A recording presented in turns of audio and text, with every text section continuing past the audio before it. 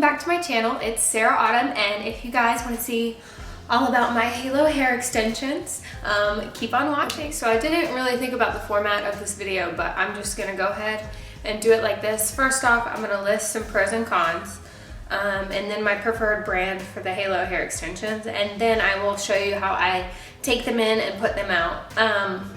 So I wore halo hair extensions when I competed in Miss Georgia or for any kind of special event. I don't wear them too much anymore because I did cut my hair off, and when you get a blunt long bob, it's very difficult to blend it. So if you can see, that's why, because I'm trying to grow out the long bob. But they're super helpful because I had clip-ins. I've never tried tape-ins, but the clip-ins really pulled my hair out because my hair is so fine. So when I take out the clip-ins, I would lose a good bit of hair. So my hairstylist recommended the halo hair extensions, so I got that. As far as brands go, I do prefer the Halo Couture over the Hidden Crown. Now I have a Hidden Crown, but it's in an auburn color because my hair was auburn for a while. And Hidden Crown has better pricing, but I do think Halo Couture is better quality. It comes in a box like this. I don't know if you still have to go through a stylist. I had to go through a stylist at the time, but because of the pandemic, you might be able to order it outside of a stylist. I got the 16 and mine was around $350, and for the 20 of the Hidden Crown, it was around $200. So if you are looking for a cheaper option, I would go with the Hidden Crown. Just be aware it may not hold up to as much heat or last as long, just because I do think it's not as sturdy of a quality as the Halo Couture. That being said, my halo endured a week of Miss Georgia and my entire reign as Miss Stone Mountain Yellow Daisy. So that's a lot of heat on the hair. During Miss Georgia prelim week, we competed every night. So I was hot rolling my hair every night for a week straight after wearing this halo for a year of my entire reign. That being said, I got this halo in 2017 and it is still holding up. Now, I probably need a new one. I can start to tell that I do need a new halo. You can kind of tell when the hair starts to fray, and I put it through so much heat damage at Miss Georgia that it happens, but it lasted me all through Miss Georgia and through my reign. So with that being said, I think the quality is pretty great. When you get the Halo Couture, it comes in a box like this, and the color was perfect. My hairstylist matched my color really nicely. If you're in the South, her name is Pam Chambers. She is in Chattanooga, Tennessee, and she does an amazing job. I think she's at the Splash Hair Salon if you want to look her up. I know she does all the Miss Tennessee girls and the Miss Georgia girls. And so I went to her. I had never seen her in person before, and she matched my hair and got me the perfect match. And back then my hair was highlighted. It wasn't all this one color. It was multi-dimensional to look good on stage. So it came in a box like this, and it came with a comb. Let me show you what the comb kind of looks like. I lost the comb, but you know, kind of like this, but it's metal. This is my Conair one. It's kind of gross, but I love it. It has like the metal end, and then a white, like fine tooth comb that says Halo Couture. I think I left mine at Miss Georgia. I'm not 100% sure, but you can pick this one up at Walmart. It's kind of the same thing, but it's nice. It also comes with an extra wire, which is amazing because recently, about a month ago, I went to put on my halo for one of my friend's wedding, and I had not worn my halo in a while, and the wire just snapped. I saved it so I can show you. Here's the wire. It's very thin. And here's the piece that goes on the inside, and it completely broke off, and I panicked and I said, oh my goodness, what am I gonna do? But then I realized there was another wire in the box, so I just put it through and put it back on, which is great because my Hidden Crown one did not come with another wire. I don't know if you can purchase another one, but you think it would come with two just in case. I've heard stories of girls using styling tools and burning their wire and the hairpiece being useless. So that's what the box looks like, and that's how it comes. Everybody says to wash it first when you first get them. I don't know why. I think the hair is treated, but wash your hair when you first get it. When I wash mine, I wash it with shampoo and conditioner and hang it dry. If you want to see a video on that, comment down below and I can show you how I wash my hair and everything. Pros and cons, I guess that's where we're at. Pros, it doesn't pull out your hair. It takes less time to put it in and out than tape-ins or clip-ins. So I have a friend that does tape-ins and she will spend hours and hours and hours and a ton of money at the hair salon getting her tape-ins moved up, getting her tape-ins highlighted and dyed and that kind of jazz. My halo is not color treated, but my hidden crown I did dye and it held up just fine. And it was significantly cheaper than having to get my tape-ins or having to get tape-ins highlighted or ordering different tape-ins to match the highlighted hair versus the darker hair. So that's a pro. Con is it doesn't give you a lot of volume up top, which I didn't tease my hair today, but I could have. I teased it for Miss Georgia and it was just fine. Also a con, you have to be careful with ponytails. So because it sits like on the crown of your head, you don't want to pull up to a high ponytail and then your extensions flip. And I'll show you what I mean by that. So the wire lays right here on the head and it goes around. Let me take out my pins. I'm growing out my bangs, so let's see.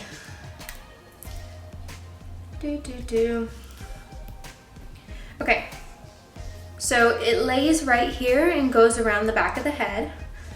So when you pull it in a high ponytail, it can cause problems. Now I can pull my hair back like this and it not be an issue, but anything past this crown level, it's kind of difficult. So that's a con of it. A pro is I think it lasts longer than my clip-ins did. My clip-in extensions, they frayed and broke a lot quicker than these did. So that's a pro. I think that's about it. Let me show you how I take it in and put it out or whatever. Put it in and take it out.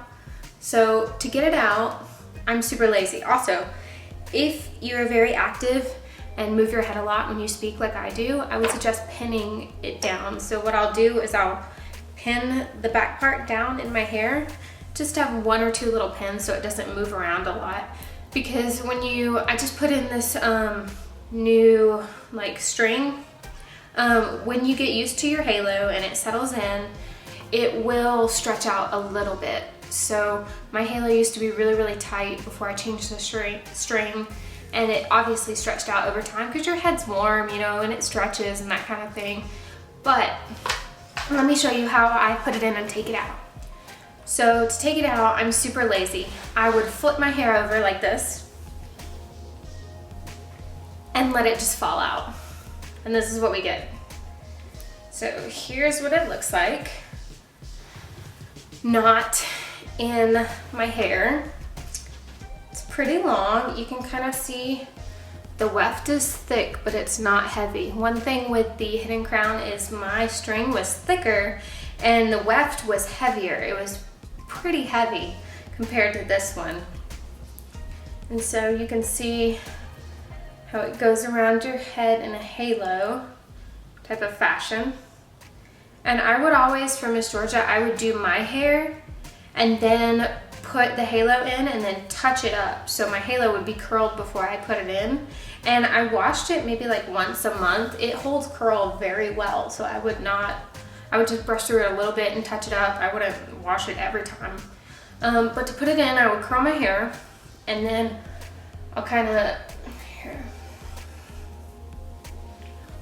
lean over, put it around the back like this. A lot of people will pull their crown, the hair around their crown up, but I don't like to do that. And lay it on flat, kind of like I have a flower crown on. And then take my hand, hold the back of it, and then take my finger and pull out the top section of hair. You can use the comb. I just kind of like to use my hands so I know I'm aware of that. It's more like tactile and easier for me to figure out how much hair I've separated out.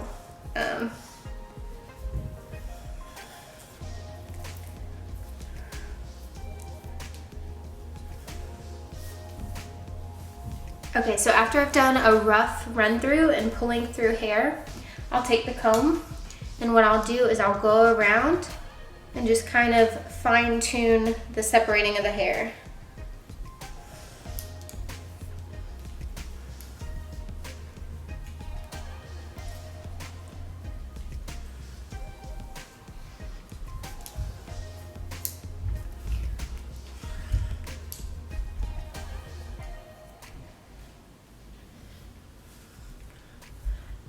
Okay, so now that I have it laying and I've fine-tuned it, I'll go ahead and take it a step further and I'll comb a little bit and make sure that wire is laying nicely. So like you want the wire to be laying on the hair. You don't want the hair to fold over from this side and come out on that side, or fold over from that side and come out on that side. So I'll take the comb and do like this to pull the hair to the right side of the part. Let me show you.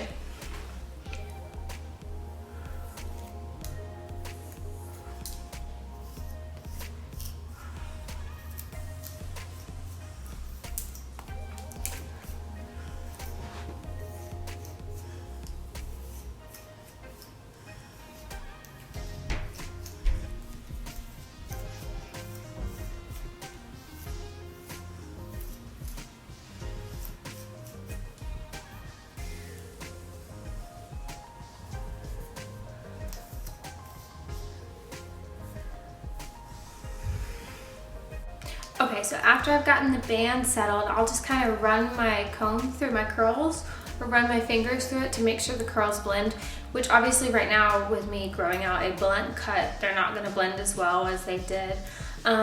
When I got my halo, my hairstylist cut my hair in longer layers, and she also layered my halo a little bit to help blend it because I was going from so short to so long. So that's a really good option. But that's it. That's all I really have to do to get my halo in. I mean, it fits pretty snugly and looks nice. I can get it in about 5 minutes or less. It doesn't take that much time as long as it's pre-curled and everything. And so that's really all there is to it. No tricks. It's kind of foolproof. But if you have any other questions about the halo, or want me to do another video on my halo, or how I styled my halo for Miss Georgia, comment down below, and don't forget to like and subscribe. Thanks, bye!